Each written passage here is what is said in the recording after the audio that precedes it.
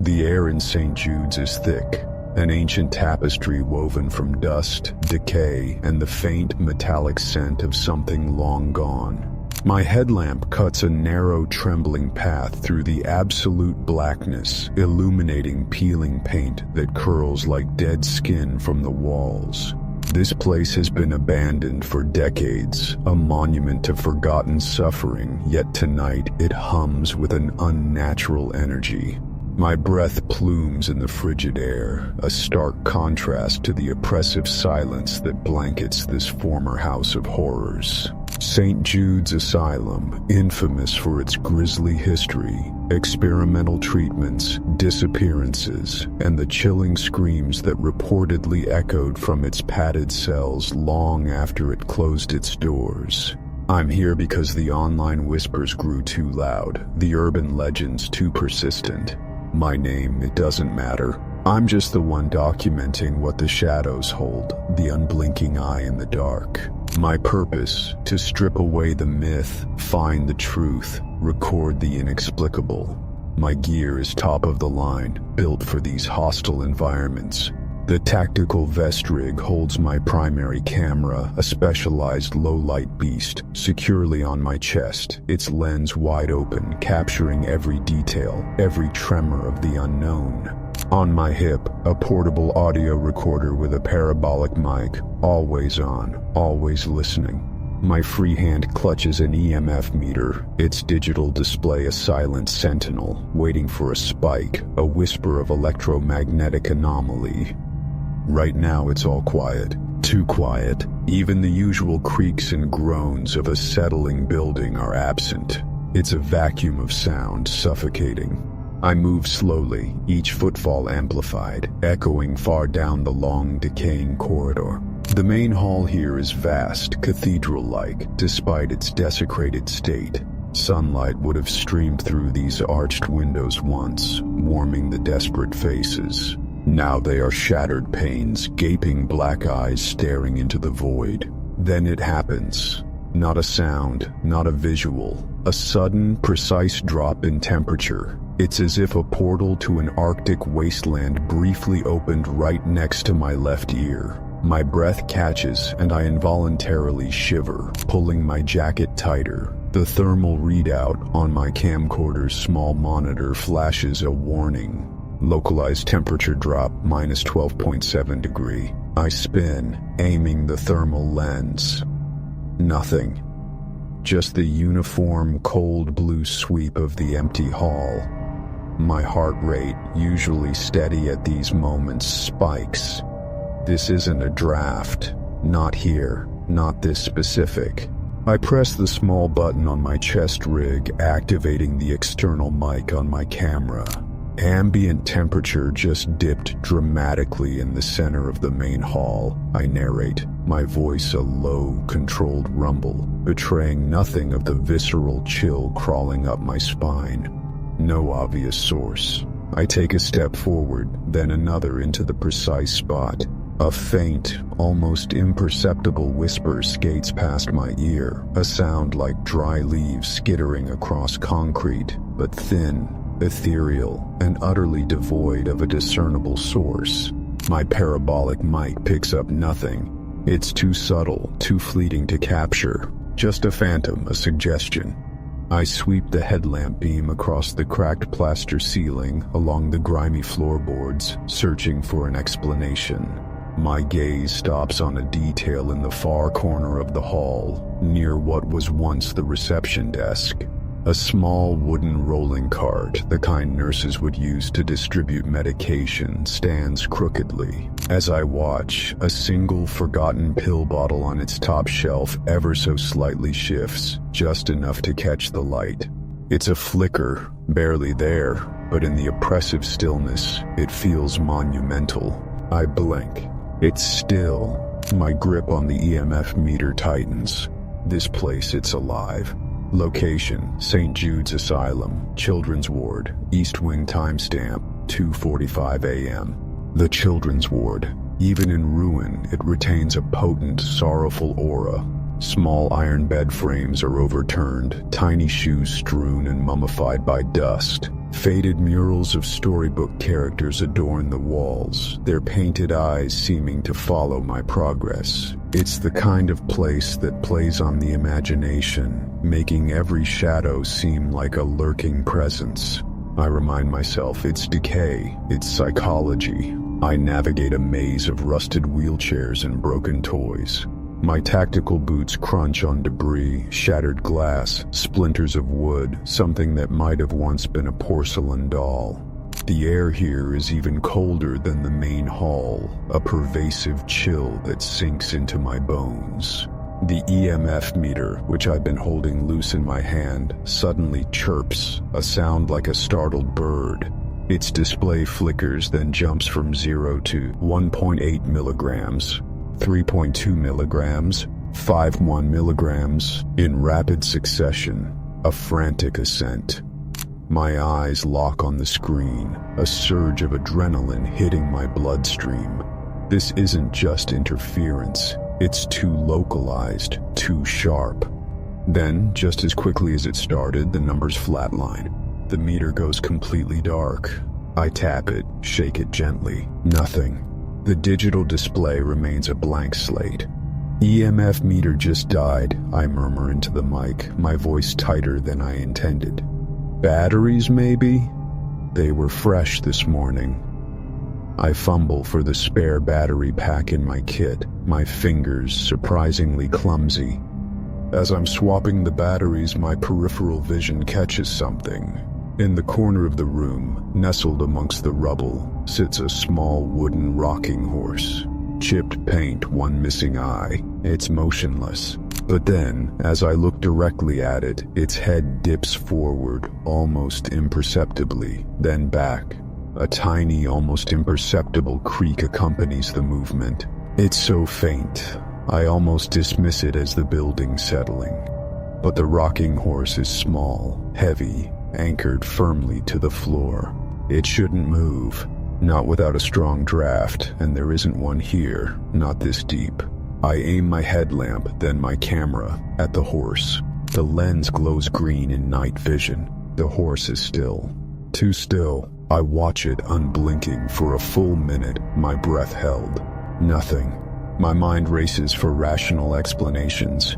Probably just shifted on the uneven floor, I convince myself, though the thought tastes like ash. Or the vibrations from my steps. I glance down at my heavy boots, rooted to the spot. No, that wouldn't do it. If you're still here, you're part of the case now. Subscribe before it's too late. Just as I'm about to move on, the screen on my chest-mounted camera flickers. Not a glitch, but a complete momentary blackout. The feed vanishes, then returns, slightly desaturated for a mere half-second. It's like a blink, a cosmic hiccup.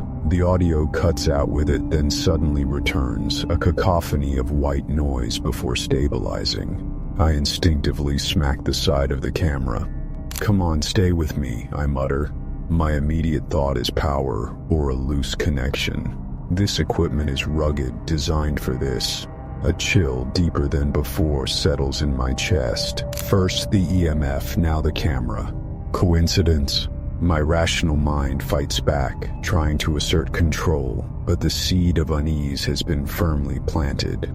Location, St. Jude's Asylum, morgue timestamp 3:58 a.m. The air in the morgue is different from the rest of the asylum. Here, the decay is mingled with a sterile chemical tang, a ghost of disinfectants and formaldehyde. Stainless steel slabs gleam dully in my headlamp's beam, arranged like morbid altars.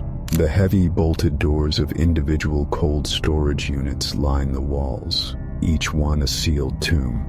My breath is coming quicker now, shallow gasps against the building chill. I run my gloved palm across a cold steel surface.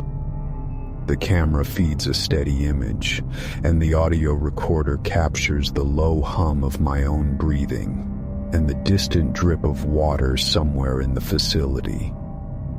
My EMF meter, after its brief malfunction, is now working again, thankfully. It reads 0. As I round a table, preparing to check the cold storage units, a distinct icy touch brushes the back of my neck. It's like a feather-light caress, yet it sends a jolt of pure ice through my spine. I recoil instantly, stumbling backward, hitting the steel slab with a clang. My heart leaps into my throat. Every hair on my arm stands on end. I spin around frantic, bringing my headlamp and thermal camera to bear. Nothing. Absolutely nothing. The air behind me is cold, yes, but no colder than the ambient temperature in the room. What was that? I whisper, my voice cracking, barely audible. I press the mic closer to my face. My hands are shaking, visibly. This isn't a chill from an open window. This was contact, a distinct, palpable touch. Then, from one of the cold storage units, there's a groan. Low, guttural, a sound of profound despair. It's subtle, almost buried under the white noise of my own fear-accelerated breathing, but my parabolic mic, now fully operational, picks it up with startling clarity. I hear it through my headphones. My blood runs cold. I rip off my headphones, staggering backward again. "Did you hear that?" I ask, speaking directly to the camera as if it's a person. My eyes are wide, darting from one cold storage unit to another. The groan is impossible. There's nothing, no one else here. The units are empty. They've been empty for decades. My camera begins to sputter. The feed goes black for a full 3 seconds. When it returns, the image is distorted, warped, like looking through rippling water. The audio playback is a mess of static and what sounds like multiple voices, whispering, overlapping, barely intelligible. I see a flicker of my own thermal image on screen, but it's not me. It's a distorted human shape, hovering just behind my left shoulder, radiating cold, a stark blue silhouette against the warmer tones of the room. It disappears as quickly as it appears. I try to adjust the camera, but it seems to have a mind of its own. It freezes, the image on the screen stuck on a single corrupted frame of the morgue wall, then abruptly reboots. Only now, the screen stays dark. The lens cap is off, but nothing. Just a dead black screen. I furiously tap the side of it, checking the battery again. All power indicators are green. No, no, no, I mutter, a frantic edge to my voice. My hands are sweaty. I switch to my handheld thermal camera, sweeping the room again. The thermal readings are erratic, jumping from extreme cold to normal, creating phantom patterns on the display. Over by the cold storage units where I heard the groan, the thermal cam shows a distinct, human-shaped cold impression on the stainless steel, as if someone, or something, was leaning against it just seconds ago. The silhouette is almost perfect, shoulders, torso, even the hint of a head. I back away slowly, my gaze riveted on the chilling outline. My breath hitches. This isn't my mind. This isn't equipment malfunction. I feel cold sweat prickling my scalp, chilling me far more deeply than the morgue air. The rational explanations, once my shield, have shattered. Something is here, and it's not subtle anymore.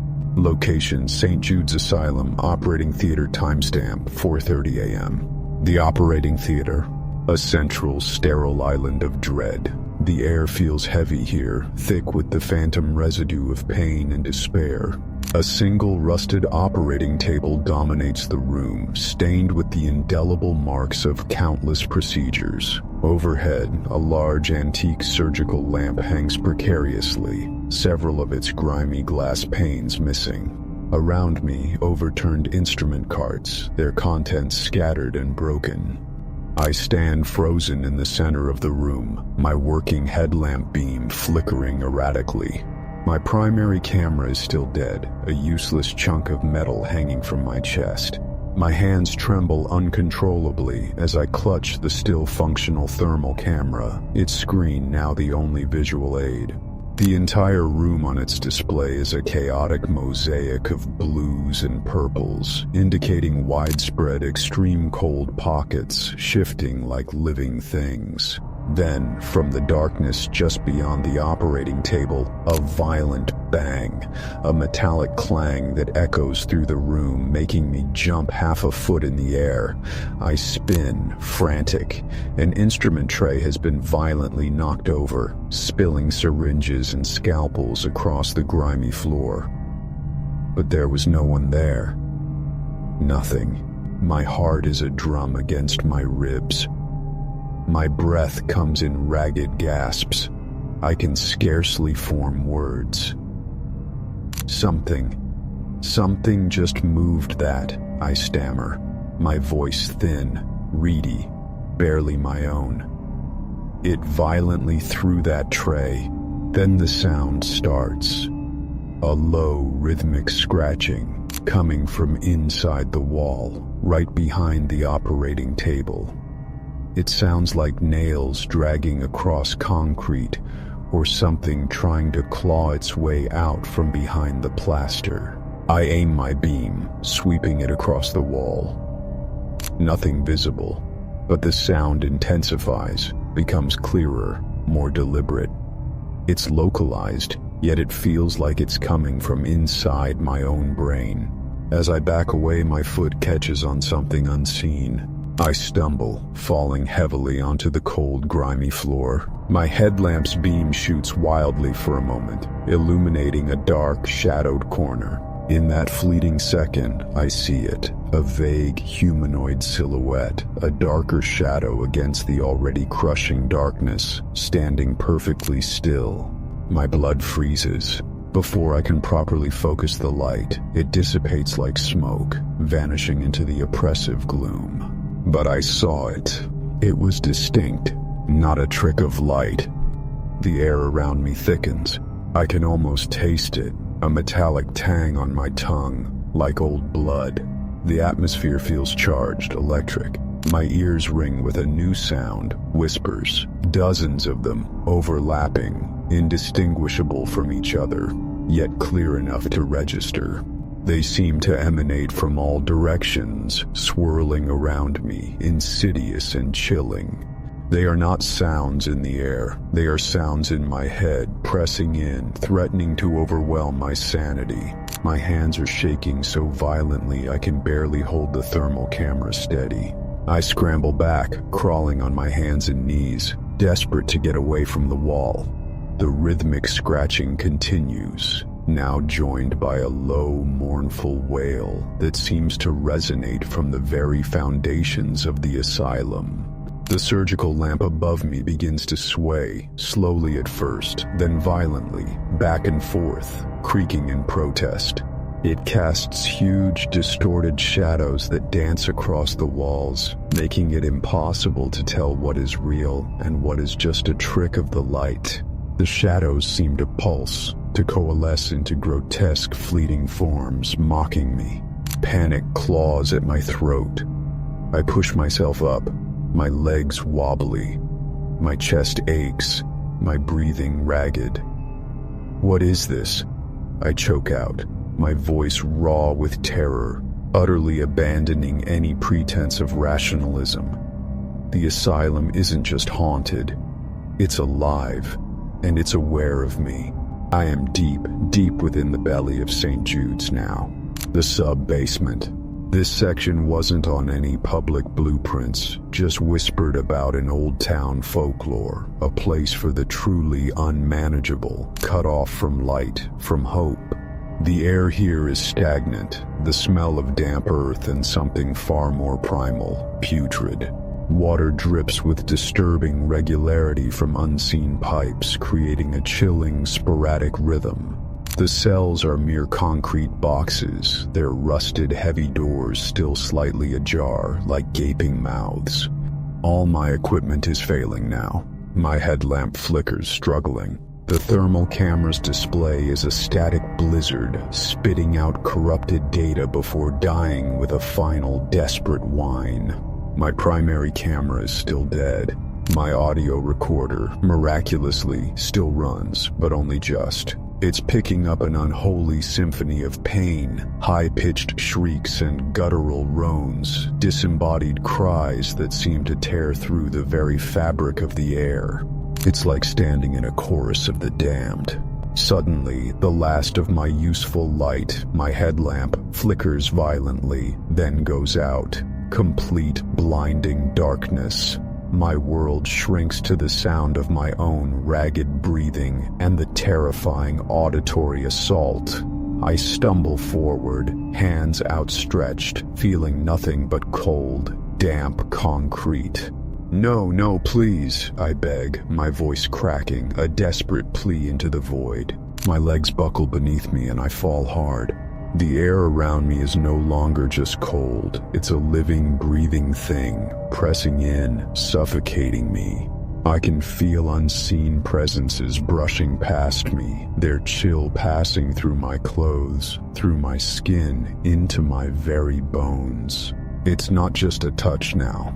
It's a physical push, a shove. A sharp, searing pain tears across my left forearm. I cry out, scrambling backward, pressing myself against a rough, damp wall. In the absolute black, I wildly swing my arm, trying to hit whatever is there. Nothing, only the overwhelming sensation of malevolent eyes watching me, surrounding me. The screams intensify, wrapping around me, echoing directly inside my skull. They aren't just sounds. They are thoughts, feelings, memories of ultimate terror. I curl into a ball, hands clamped over my ears, but it does nothing. The sounds are internal. My mind is breaking. This isn't a place anymore. It's a consciousness. A malevolence, and it's feasting on my fear. I feel it then, a distinct pressure on my chest, forcing me down. I struggle, my muscles screaming, but it's immense. I can't breathe. My lungs burn. Just as consciousness teeters, a flash of red light. Not my headlamp, but a quick, violent surge from my chest camera somehow coming back to life. On its dying screen, I see it.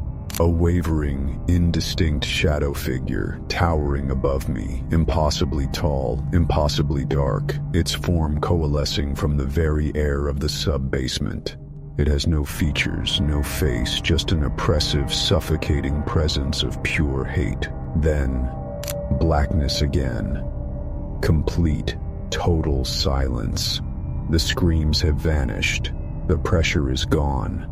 My body aches, but the terror, somehow, is worse now without the chaos. It's the chilling, intimate silence that follows absolute madness. I lie there, panting, utterly disoriented, convinced I am about to die. Location: St. Jude's Asylum, main entrance, outside timestamp 6:18 a.m. I'm outside. How I got out of that sub-basement, I don't know.